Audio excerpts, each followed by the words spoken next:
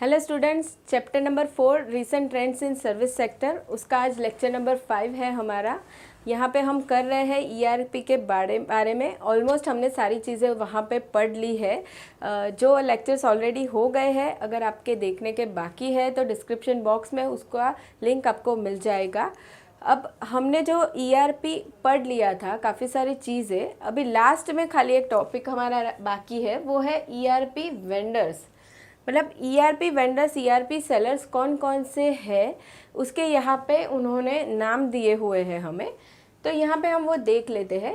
Depending on the size and needs of the organization, there are a number of ERP software vendors which an organization can choose. ठीक है, अब ये जो हम vendor select करते हैं वो हम कैसे करने वाले हैं, ऑर्गेनाइजेशन का हमारा या हमारे बिजनेस का हम साइज़ देख के सिलेक्ट करेंगे कि हम कौन से वेंडर के पास से उसे बनवा सकते हैं। ठीक है, डेवलप करा सकते हैं ना। सबसे फर्स्ट आता है लार्ज एंटरप्राइज ईआरपी टियर 1।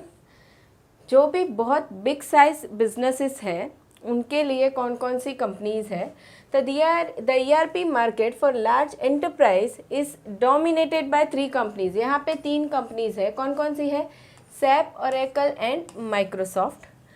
उसके बाद आता है mid market enterprise ERP tier 2। मतलब जो मिड साइज बिजनेस है वो कहाँ पे कौन से वेंडर के पास जाएंगे।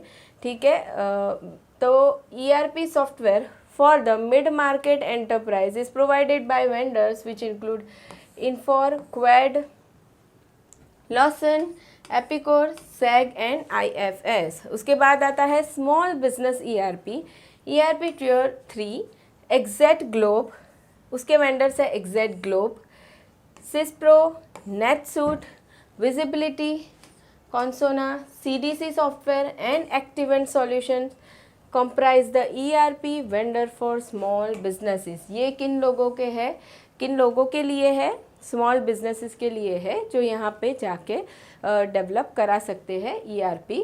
तो ये कुछ हमने देख लिए ईआरपी वेंडर्स के नाम कि कौन कौन से मार्केट में अवेलेबल है। ठीक है, तो यहाँ पे बच्चों आपका ईआरपी का जो हमारा टॉपिक था वो यहाँ पे ख़त्म हो गया है। अब हम आगे देखने वाले हैं बैंकिंग एंड इंश्योरेंस सेक्टर। अब यहाँ पे हम क्या पढ़ रहे हैं, रीसेंट ट्रेंड्स हम देख रहे हैं। ठीक है, सर्विस सेक्टर के अंदर। तो अब बैंकिंग एंड इंश्योरेंस में क्या क्या ट्रेंड चल रहा है वो हमें देखना है। अब बैंकिंग के बारे में तो हमने डिटेल में 12th स्टैंडर्ड में पढ़ लिया है। ठीक है, बैंक होता क्या है? बैंक एक फाइनेंशियल इंस्टीट्यूशन होता है जिसका मेन काम क्या होता है? Accepting deposit and granting loans, ये उसका मेन काम है, प्राइमरी फंक्शन। उसके साथ ही वो बाकी सारे सेकेंडरी फंक्शंस भी परफॉर्म करती है हमारे लिए। ठीक है, बहुत सारे होते हैं, यूटिलिटी फंक्शन है, एजेंसी फंक्शन है। तो ये जो बैंक के बारे में हमने वहाँ पे इन डिटेल पढ़ा था, तो वहाँ पे रीसेंट ट्रेंड क्या चल रहा है वो हमें देखना है कि भाई आजकल के मॉडर्न वर्ल्ड में हम बैंकिंग फैसिलिटी को किस तरीके से यूज़ करते हैं, क्या क्या ऑप्शंस हमारे पास अवेलेबल है। तो अब यहाँ पे सबसे फर्स्ट जो है वो हमें पढ़ना है एटीएम के बारे में। अब एटीएम तो हम सबके लिए बहुत कॉमन कंसेप्ट है, हम एटीएम हमारी रूटीन लाइफ में यूज़ भी करते हैं। ठीक है, तो चलिए देखते हैं क्या है ये। अब नॉर्मली होता क्या है, हम मोस्टली एटीएम्स यूज़ क्यों करते हैं? पैसे विड्रॉ करने के लिए। ठीक है, लेकिन उसके अगर आपने ध्यान से देखा हो तो और भी बहुत सारे ऑप्शंस वहाँ पे हमें देखने मिलते हैं। जैसे कि हमें मिनी स्टेटमेंट लेना हो या हमें पिन नंबर चेंज करना हो, ऐसे और भी ऑप्शंस वहाँ पे अवेलेबल होते हैं। अब उसका फ़ायदा क्या है कि काफ़ी सारे फ़ायदे हैं, लेकिन एक मेन फ़ायदा ये हो जाता है कि आपको बैंक में जाने की ज़रूरत नहीं पड़ती है पैसे विड्रॉ करने के लिए। क्या होता है, आप कहीं पे भी कोई भी एटीएम में जाके पैसे विड्रॉ कर सकते हैं। और बैंक के लिए फ़ायदा क्या है कि उतने जो कस्टमर्स उसके वहाँ पे आते थे वो कस्टमर कम हो जाते हैं, तो उसकी वजह से वो लोग दूसरी सर्विसेज पे फोकस कर पाते हैं। ठीक है, चलिए देखते हैं क्या बताया उन लोगों ने। ATM automated teller machine is computerized machine that enables a bank's customer to access their account for withdrawing cash and to carry out other financial and non-financial transactions without visiting the bank's branch. क्या बताया उन लोगों ने, अगर आप ATM use कर रहे हो तो बैंक में विजिट करने की ज़रूरत आपको नहीं पड़ती है. Now ATM facility bye banks in India. अब यहाँ पे हमें कुछ इन्फॉर्मेशन दी है ATM फैसिलिटी के बारे में. तो क्या बताया है उन लोगों ने, all banks have introduce ATM facility. सारे ही बैंक्स, जितने भी टाइप के बैंक है, पब्लिक सेक्टर बैंक हो या प्राइवेट सेक्टर हो, ठीक है, कोऑपरेटिव बैंक हो, कोई भी टाइप का बैंक हो, सारे ही बैंक ने क्या किया है, ATM फैसिलिटी अभी कस्टमर्स को दे दी है. Banks provide on site and off site ATM facility to their customer. अब ये on site and off site क्या होता है, जहाँ पे बैंक का ब्रांच सिचुएटेड है वहीं पे ATM अवेलेबल होता है, ठीक है, वो हो जाएगा ऑन साइट फैसिलिटी. एंड जहाँ पे बैंक नहीं है, वैसे भी काफ़ी सारी जगहों पे ATM होता ही है, वो हो जाएगा off site ATM facility. As of 31 March 2019 there were 2,21,703 in India. ठीक है, इतने ATMs सेटअप किए थे इंडिया में. It is to be noted that the total number of ATMs of public sector banks is quite higher as compared to private sector bank and foreign banks in India, because public sector banks operate large number of bank branches throughout the country. अब यहाँ पे उन लोगों ने बताया है कि public sector bank के जो ATMs है वो ज़्यादा है compare to private sector and foreign banks, क्योंकि पब्लिक सेक्टर बैंक के ब्रांचेस भी बहुत ज़्यादा है हमारे इंडिया में, इसके लिए उसके ATM सेंटर्स भी बहुत ज़्यादा है. ठीक है, यहाँ पे उन लोगों ने हमें कुछ इन्फॉर्मेशन पार्ट दे दिया है रिलेटेड टू ATM. अब आगे बढ़ते हैं फीचर्स ऑफ ATM के बारे में. What is features of ATM? सबसे फर्स्ट है, the main feature of ATMs are facilities. अब ये हमें बहुत सारी फैसिलिटी प्रोवाइड करता है. जब हम ATM में जाते हैं तो वहाँ पे हमें बहुत सारे ऑप्शंस मिलते हैं. कैश विड्रॉवल का रहता है, ठीक है, हमारा बैलेंस चेक कर सकते हैं, हम मिनी स्टेटमेंट देख सकते हैं, पिन नंबर चेंज कर सकते हैं. ऐसे काफ़ी सारे काम होते हैं जो हम वहीं से कर सकते हैं, हमें बैंक में जाने की ज़रूरत नहीं होती है. The ATM provides various facilities to banks customers. Some of the facilities are as follows. Cash withdrawal, ये तो सबसे ज़्यादा मेन, सब मोस्टली यही करते हैं, cash withdrawal. Second is account balance information, balance भी हम देख सकते हैं. Transfer of funds from one account to another, transfer हम कर सकते हैं. Mini statement of bank transactions, mini statement हम देख सकते हैं, मतलब कुछ हमें कुछ नंबर ऑफ ट्रांजैक्शंस वहाँ पे हमें देखने मिलेंगे उस स्टेटमेंट में. हम ज़्यादा महीने का या साल भर का नहीं देख सकते, लेकिन रीसेंट कुछ ट्रांजैक्शन मिनी स्टेटमेंट में हम जाके चेक कर सकते हैं. तो ये कुछ फैसिलिटीज़ मिलती है हमें ATM यूज़ करने की. अब प्रोसीजर ऑफ ATM क्या है? प्रोसीजर ऑफ ATM ट्रांजैक्शन क्या होता है, हमें ATM मशीन में हमारा कार्ड इंसर्ट करना पड़ता है, उसके बाद हमें हमारा पिन नंबर डालना पड़ता है, एंड उसके बाद क्या होता है, स्क्रीन पे बहुत सारे ऑप्शंस आते हैं और हमें जो ऑप्शन यूज़ करना हो हम उसे प्रोसेस करते हैं आगे. ठीक है, चलिए. For transacting an ATM the customer inserts और swipes the card in the ATM and enters personal identification number, PIN number issued by the bank. The PIN is numeric password. अब ये PIN नंबर क्या होता है? Numeric password होता है, which is provided to the customer by the bank while issuing the card.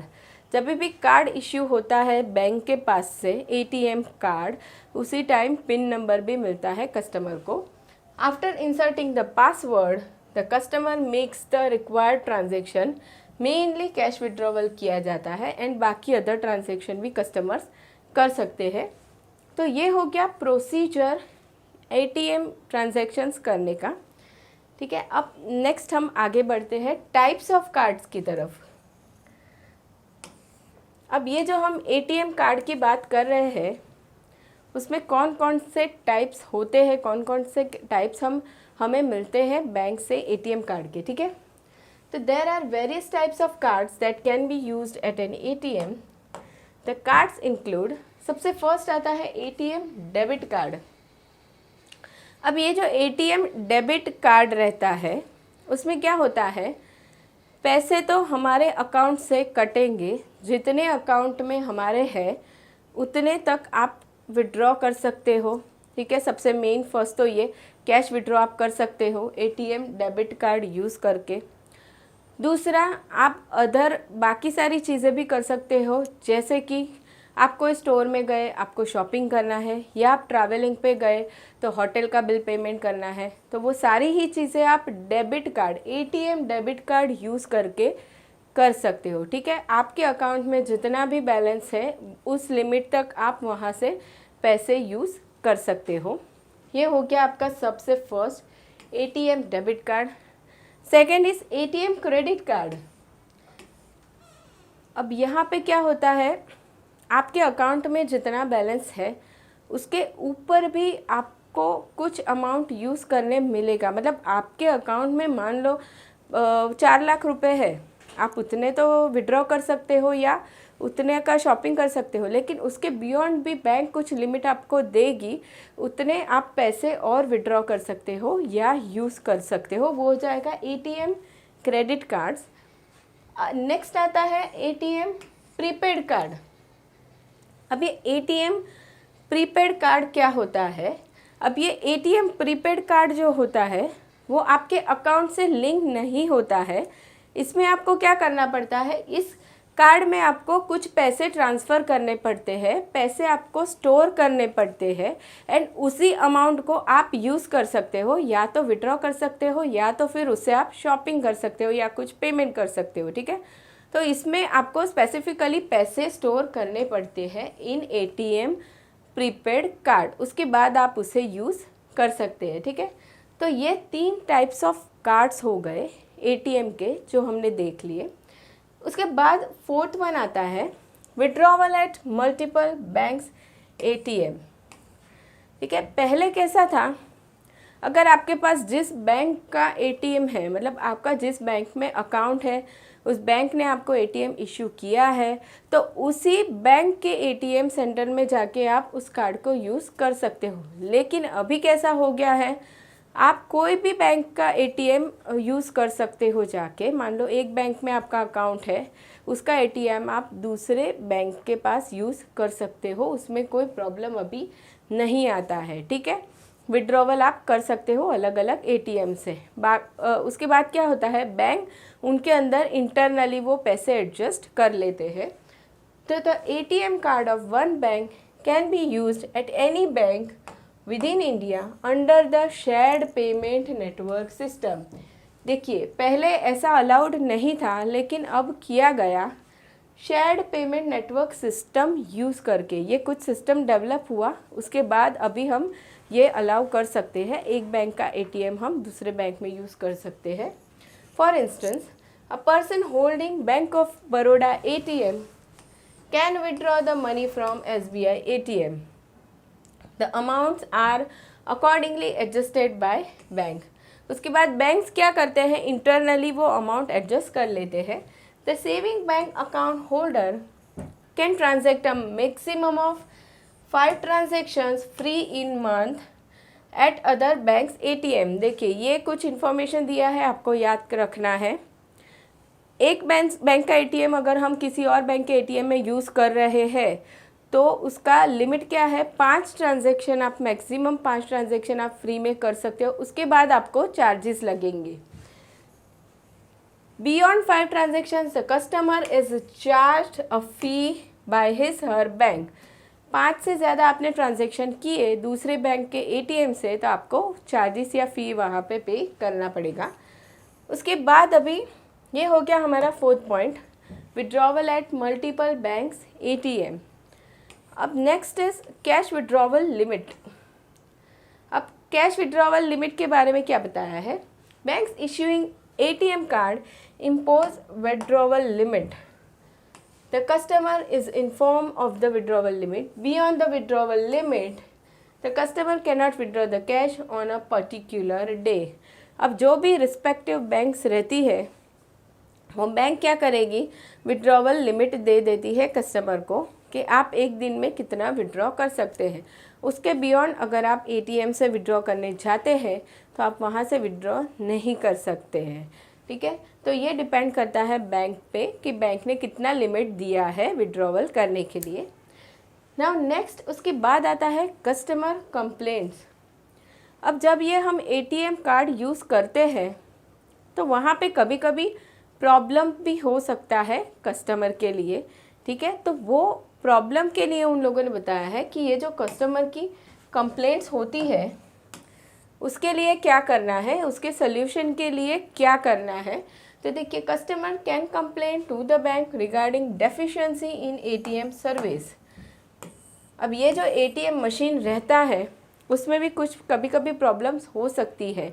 तो at the time of withdrawal या at the time of आप कोई और ट्रांजैक्शन कर रहे हो और आपको कुछ प्रॉब्लम आ रही है ऑपरेट करने में, तो आप क्या कर सकते हो। For instance, if a customer is wrongly debited for an amount which he has not withdrawn, he or she can complain to the bank. अब क्या हुआ, कस्टमर ने तो विड्रॉ किया ही नहीं है लेकिन पैसे कट गए उसके अकाउंट से, एग्जाम्पल दिया है उन लोगों ने, तो क्या कर सकते हैं, वो कस्टमर कंप्लेन कर सकता है बैंक को। अभी as per RBI instructions, bank have to resolve the customer complain by recrediting the customer's account within 7 working days from the date of complaint. अब कस्टमर ने जिस दिन कंप्लेंट की, कंप्लेंट का जो डे है उस दिन से लेके विदिन 7 डेज़ के अंदर क्या हो जाना चाहिए, उस पर्सन के, उस कस्टमर के अकाउंट में पैसे क्रेडिट हो जाने चाहिए। ऐसा दिया गया है आरबीआई के इंस्ट्रक्शंस में। The customer can take recourse to the local banking ombudsman if the complaint is not resolved by his or her bank within stipulated period. सबसे पहले क्या बताया है, एज पर आरबीआई इंस्ट्रक्शन कि भाई 7 दिन के अंदर, कंप्लेंट करने के 7 दिन के अंदर कस्टमर के अकाउंट में पैसे क्रेडिट हो जाने चाहिए जो रॉन्गली डेबिट हो गए थे।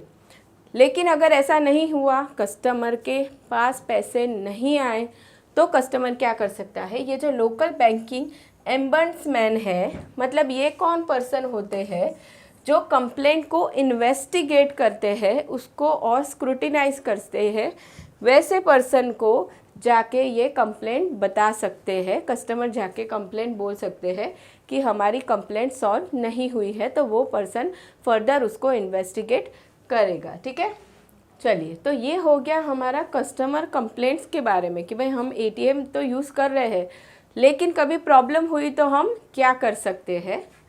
ये हो गए आपके कुछ फीचर्स जो हमने देख लिए एटीएम के। Now next is advantages of ATM. Now what is advantages of ATM, एक एक करके हम देखते हैं सब। सबसे फर्स्ट इज 24/7 बैंकिंग सर्विस। देखिए, अगर आप बैंक से मनी विड्रॉ करना चाहते हैं तो क्या होता है, बैंक का जो स्पेसिफाइड टाइम है और जिस दिन पे बैंक वर्किंग है आपको उसी दिन पे उसी टाइम पे जाना पड़ेगा पैसे विड्रॉ करने या कोई अदर ट्रांजैक्शन जो करना है उसके लिए। लेकिन एटीएम में क्या होता है, हम कोई भी टाइम पे जाके हमें जो ट्रांजैक्शन करना है, कैश विड्रॉ करना है, तो हम जाके वहाँ पे कर सकते हैं। हॉलीडेज़ अगर रहेंगे तो भी हम जाके विड्रॉ कर सकते हैं। ठीक है, इसलिए उसे बताया है 24/7 banking service. The customers can avail of 24/7 banking services. ATM enables the customers to obtain 24/7 banking service with reference to withdrawal of money, transfer of fund, etc. Customers no longer have to wait in queue to withdraw money, nor they have to operate the services only during banking hours. Therefore, ATMs not only provides quick service but also convenience to the customers. ठीक है, convenience देता है ये customer को, क्योंकि customer कोई भी time पे जाके ये सारी फैसिलिटीज़ ले सकता है। ठीक है, ये सबसे फर्स्ट एडवांटेज हो गया उसका। Next is convenience to customers. अब ये कन्वीनियंस क्यों बताया गया है? कस्टमर्स को बैंक में जाने की ज़रूरत है ही नहीं, एटीएम सेंटर में जाके वो कैश विड्रॉवल कर सकते हैं, ठीक है। लंबे लंबे लाइन में खड़े नहीं रहना पड़ता है, टाइम वेस्ट नहीं होता है। तो the ATMs had reduced the physical presence of customers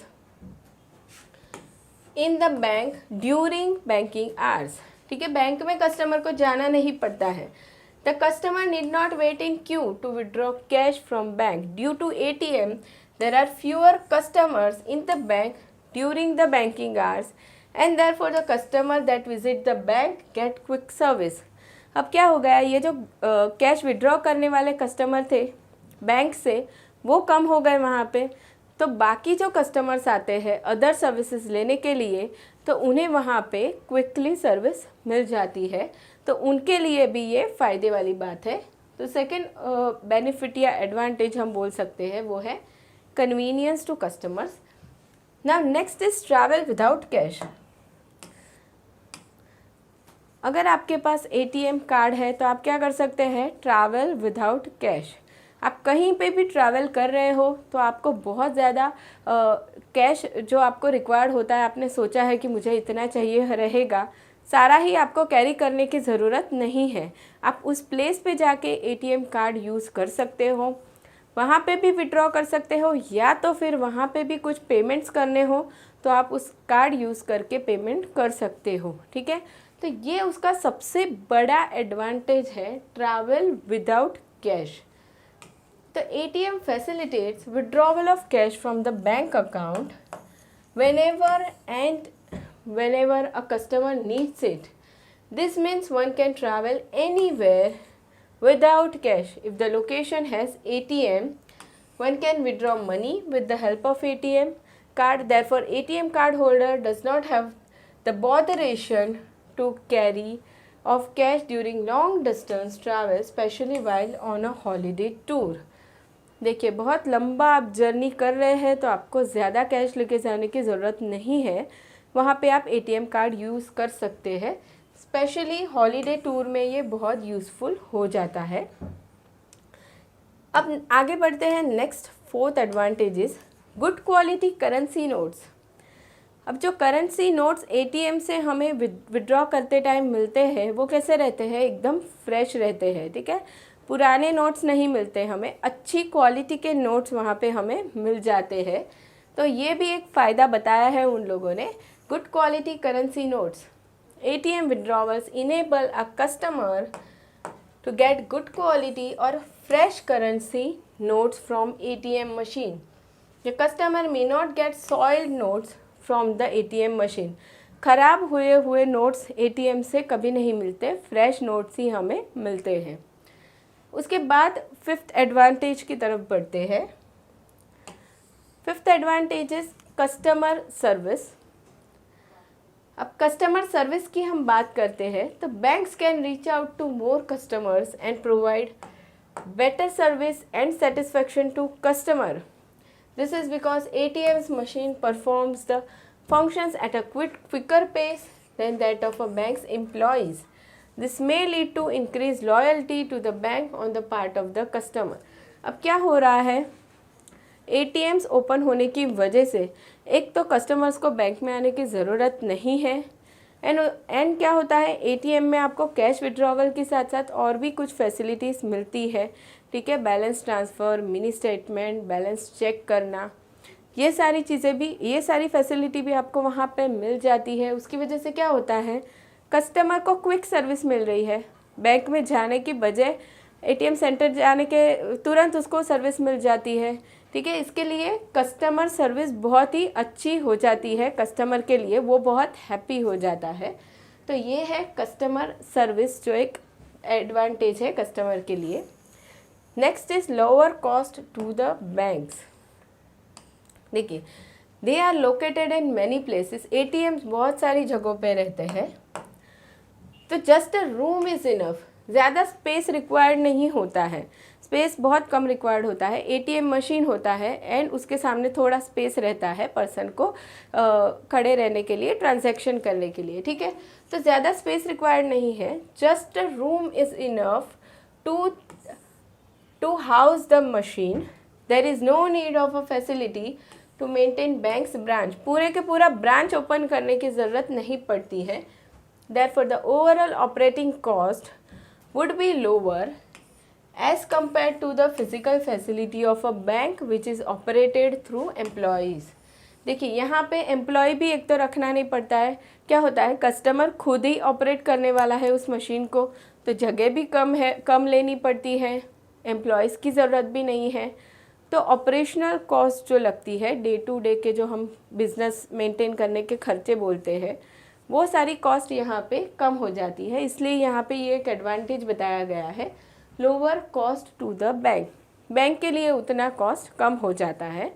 तो ये कुछ हमने एडवांटेजेस देख लिए स्टूडेंट्स, एटीएम के क्या क्या एडवांटेजेस हैं एंड फीचर्स भी हमने देख लिए. अब नेक्स्ट हम देखने वाले हैं डेबिट कार्ड के बारे में कि क्या होता है डेबिट कार्ड, एंड उसके बारे में काफ़ी सारी चीज़ें पढ़ेंगे जो हम देखेंगे नेक्स्ट लेक्चर में. वीडियो पसंद आया हो तो प्लीज़ लाइक एंड शेयर ज़रूर कर देना. तो मिलते हैं नेक्स्ट लेक्चर में students. Thank you so much.